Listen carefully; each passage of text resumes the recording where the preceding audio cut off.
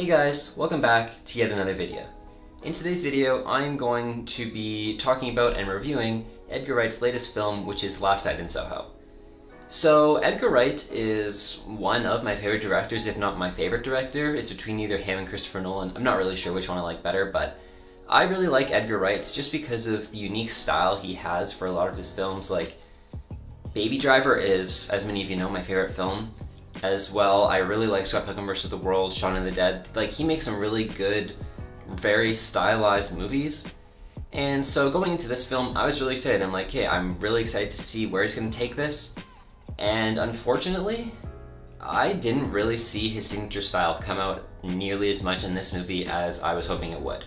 If I'm being completely honest, if I didn't know that Edgar Wright was directing this, I wouldn't have guessed it. Like, it's so different from his normal style, which is fine. Like, people can try out different stuff. It was just really unfortunate to me because I've grown attached to this director because of his signature style, and unfortunately, it feels like he's becoming more mainstream. Like, it happened in Baby Driver a little bit. Like, he was becoming a little more mainstream, not as ambitious, and that's kind of what this movie felt like. It's just, you can see every once in a while there's a little hint of his style, but for the most part, it's just his style is not nearly as present as it is in some of his earlier works, which is really unfortunate for me.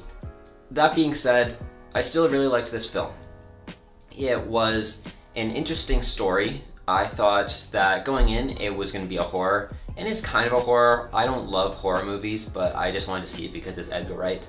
And thankfully, the movie didn't really lean too far into the horror elements. It leaned more into like psychological thriller by the end, and actually through most of it. So I was happy about that. I always find those movies much more entertaining than just a straight horror. I'm not going to get too into it, but there is a kind of a nice twist at the end that I didn't see coming.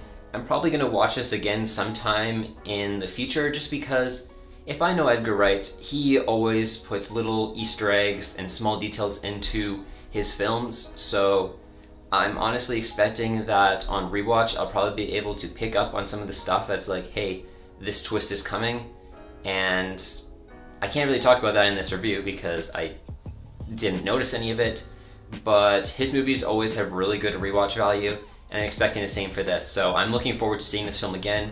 Even though it's not my favorite film of his, I'm looking forward to looking and trying to find those Easter eggs. So I talked about how Edgar Wright's signature style doesn't really come through in this film.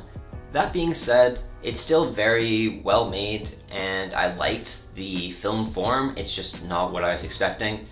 The cinematography and the lighting were fantastic, especially during the dream sequences, because there was a lot of swooping wide shots. There was a lot of, I'm like a sucker for a mirror shot because I don't know why, I just find it fascinating when you show a mirror in a film and just, I don't know, it's interesting, and there's a lot of mirror shots, like a lot of mirror shots in this film, so I loved those.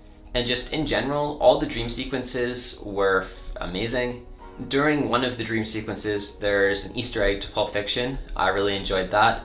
There's probably several other in here, but that's just the big one I noticed. That one was super obvious. So, like I said, Edgar Wright, tons of Easter eggs in all of his films, shows that he like loves the medium, and that's what I really like about him, is that you can tell in his work that it's passionate and that he loves the medium of film.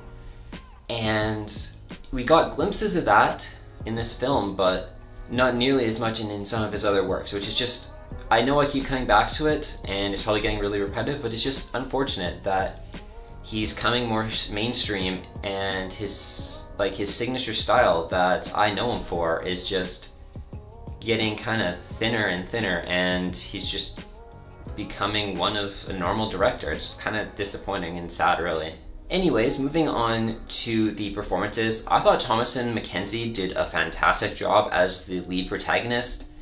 I didn't really know her from anything before, but she did very well in this film, in my opinion. And Anya Taylor-Joy, I mean, she was alright. She didn't really have a whole lot to work with, so what she was doing was fine, but I think Thomasin McKenzie was definitely the star of the show. But anyways, that's basically all I have to say. In terms of the ratings, for quality of film, It's a very well made film, it's just not made the way I was expecting. So I think I'm going to give it a 7 out of 10 for quality of film.